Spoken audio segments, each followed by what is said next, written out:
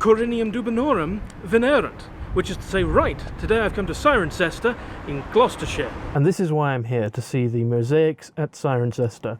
The Corinium school in the 3rd and 4th centuries was one of the best mosaic artists in Britain and flourished here. This is one of their best. This is probably the most famous, the hunting dogs mosaic. It was repaired in the early 4th century, and completely different scenes. They went from sea monsters and Medusas to flowers and pretty things, with very little attempt to match the style. This is the Orpheus mosaic. Fabulous piece. Orpheus supposedly could play the lyre so well he could tame wild beasts. That's Orpheus in the centre there, a bit broken up. And all around him are the dangerous wild beasts. Here we can see it from above. It's quite a fractured look, although there are some artists that have quite interesting conjectures of what the rest of it would have looked like. You see lions and all sorts there. These are the 4 seasons. You see spring and summer there on the right, bearing the sickle of agriculture.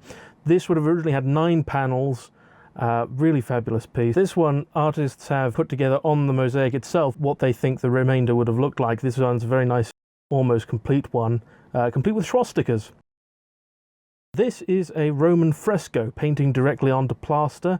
It's very heavily weathered and would have originally of the mosaic we just saw. The mosaics here are absolutely fabulous, and anyone with any interest in Roman art should see them. They are the best in Britain. This is the amphitheater at Cirencester. It would have held about 8,000 people, which is about half the population of Roman Cirencester. And it's of a similar size and scope to the amphitheater at Cirencester. It's in a differing state of repair. The one at Cirencester has trees growing on top of it. This one is kept bare. But at the same time, the one in Cirencester has a cleared gravel centre with some remaining Roman walls. So, a bit of swings and roundabouts.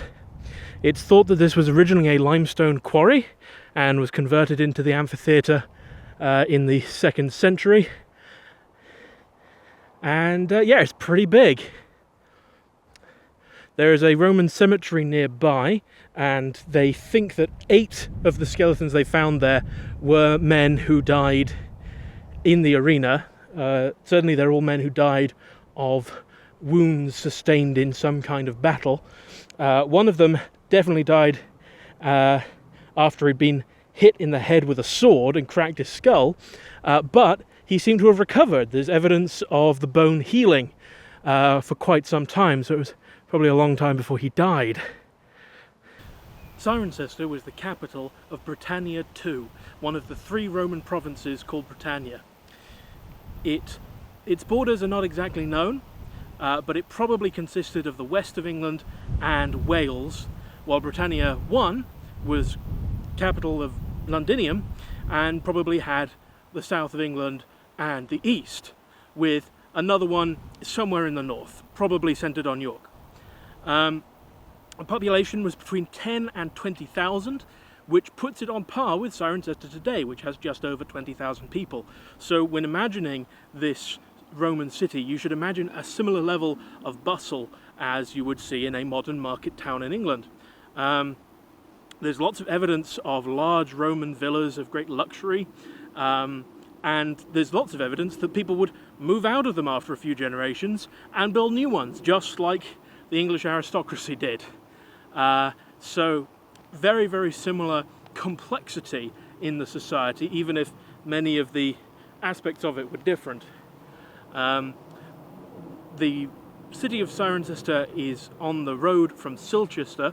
I actually drove up quite a lot of its modern day remnant to get here, and it's still an important place, while Cirencester isn't. It completely disappeared. It's one of the few Roman towns to completely disappear the way it did. And Cirencester managed to maintain its importance thanks to the wool trade, Cirencester Abbey, and its proximity to cities like Gloucester and Oxford. If you want to go from across the Cotswolds you kind of have to go through Cirencester. It makes it an important focal point, and it's on the river. So if you want to make trade, you come down off the hills on the Cotswolds to Cirencester, you sell all your stuff, and it can be transported by river to other important centres. So that's what really kept Cirencester alive after the Romans left, whereas poor Cirencester just faded away.